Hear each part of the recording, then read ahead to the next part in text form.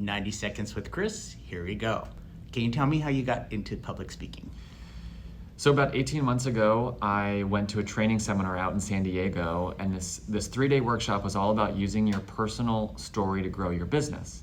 And up until this point, my business was really focused on one-on-one leadership coaching. But when I left that seminar, I had a 3-minute version of my personal story and this idea about ripple effects and ripple effects in leadership.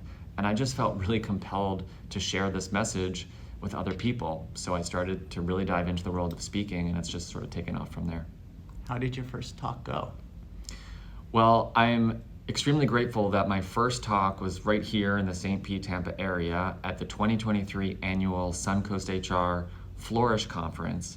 And in February of last year, I reached out to Donna Mannion, shared my story with her, shared this idea of ripple effects, and she said, you know what, Chris, let's do this. And so she brought me in to kick off the conference, and I thought, oh my gosh, we're actually doing this. Because at that point, I didn't actually have a keynote figured out. So I spent the next 6 weeks working on my stories, working on my message.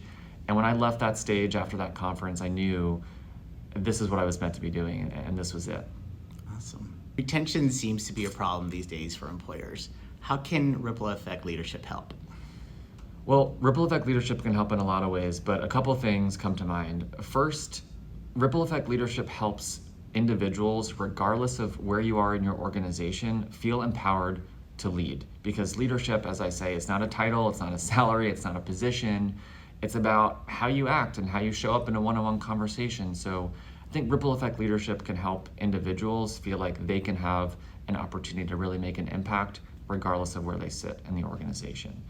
And secondly, ripple effect leadership is really about bringing a more human-centered approach to working with people. So bringing qualities like vulnerability, kindness, curiosity, empathy, and humility, because everybody wants to feel safe, seen, and heard. And when you create an environment where that's the case, people are going to be more engaged in their work.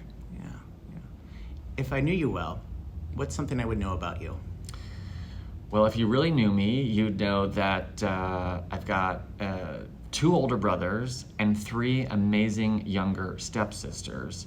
So when we're all together, we are like the modern day Brady Bunch.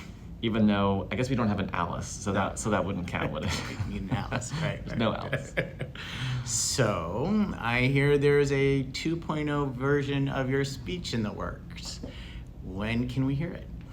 There is, and I'm really excited to share some of my new thinkings. I'm always figuring out how can I apply this message to the current workday challenges that we're facing. And I'm excited to be joining your benefits seminar August 15th right here in St. Pete at the St. Pete Yacht Club, and I couldn't be more excited. Fantastic, me too.